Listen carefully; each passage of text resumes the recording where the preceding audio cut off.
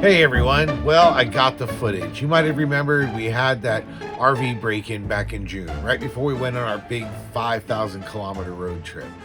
We had our RV broken into, we had a bunch of stuff stolen, they ripped some panels out, and it was like a week and a half before we were going to go on this journey. We were pretty concerned that the journey was going to be affected by this, but for the most part it wasn't. Luckily, all the damage was either recoverable, I was able to cobble together a solution, or it was just cosmetic. So as a result, we were able to go on our trip. But we did get some footage from the place where we were storing it. Now, I don't store it there anymore. I moved it there just days after. I moved it to Norris Creek Storage, which is like the coolest storage facility you've ever seen for RVs. I will be doing a separate video just about them. I just want to talk to the owner before I do it because I'd like to show all the cool features they have. But that's not the point here. The point is I got the footage. I'm going to show it to you here in a second. It's not all the footage, and I'm kind of bummed about that, but this facility only gave me 2 video files with a 15-minute gap in between. So clearly this guy was tooling around on my trailer a lot longer than that. But I guess since I canceled my contract, maybe this particular storage place wasn't too worried about giving me more information. So I was a little disappointed they didn't give me more files if I'm actually doing the damage. But I'll take what I can get. I mean, at least it proves to the insurance companies that, yep, somebody was breaking into my RV that night. So let's take a look at the footage and then we'll just go over what the damage was. You can see here that this guy was messing around not just my trailers, but the other trailers.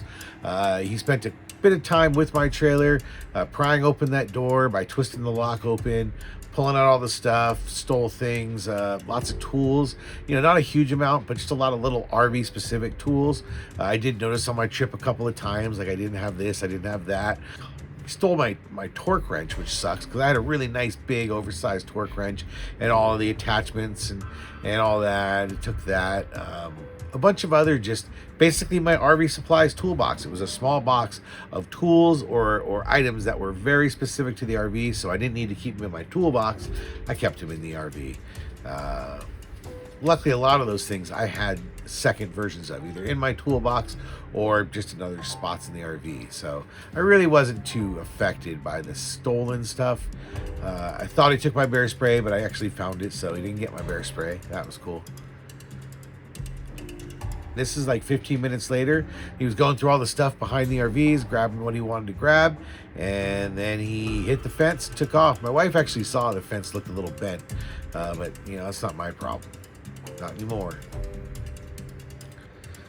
So what do we end up filing for this claim? It turns out I have a really good deductible. I only have a $300 deductible, so of course I should file the claim. I mean, the dollar amount for the replacement door on the front of the trailer was, you know, enough to warrant that. It was more than double my deductible. So yeah, we'll be taking this in. We'll be letting Woody's take a look at it. First, of course, is that front storage box door. It was heavily damaged and bent. It was never really functional most of the trip. I had to put a bungee cord across it for a good portion of our trip. You know, that's all right. It's just a bungee cord, but we definitely want to get that replaced. The front side storage door locks were defeated and there were some scratches on the doors. I'm not sure whether I'm going to ask them to fix the scratches. I mean, there's a whole lot of scratches on the door from me, and there's a few where clearly this guy was trying to get in, I'm guessing with a screwdriver.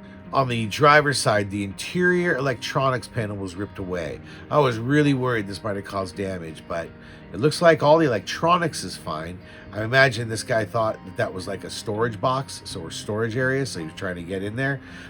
But you know, luckily nothing was affected that we could tell, and everything functioned on the trip, or anything that was broken on the trip, I was able to fix the electronics somewhere else. So that didn't seem to be affecting the electronics, but still, cosmetically, I'd like to have them fix it back up. I put in a screw just to hold it in place for the trip, but I'll let Woody's clean it up.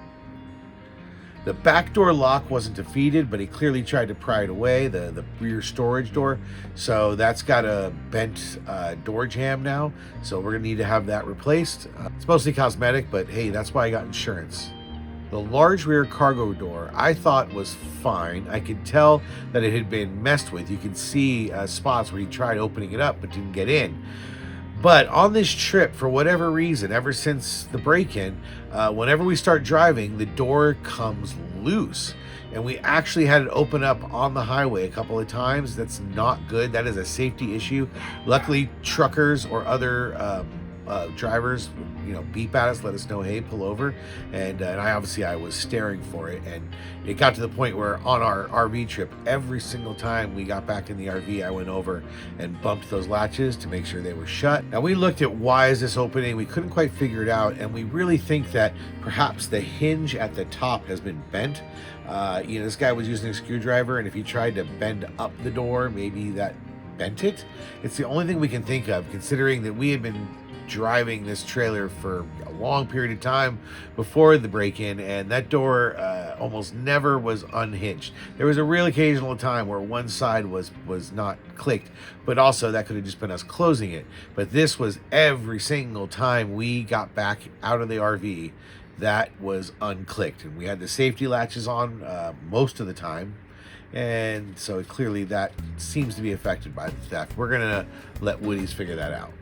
Now, my RV insurance isn't going to cover the theft of goods, and that's too small of an amount for me to use like my homeowner insurance policy for the handful of things that was stolen. So I'm just going to have to eat those. I think the most expensive thing was the monitor for our backup trailer. We keep that monitor unhooked and in the trailer, as well as the TPMS, tire pressure monitoring system, that little device that comes with the tire link.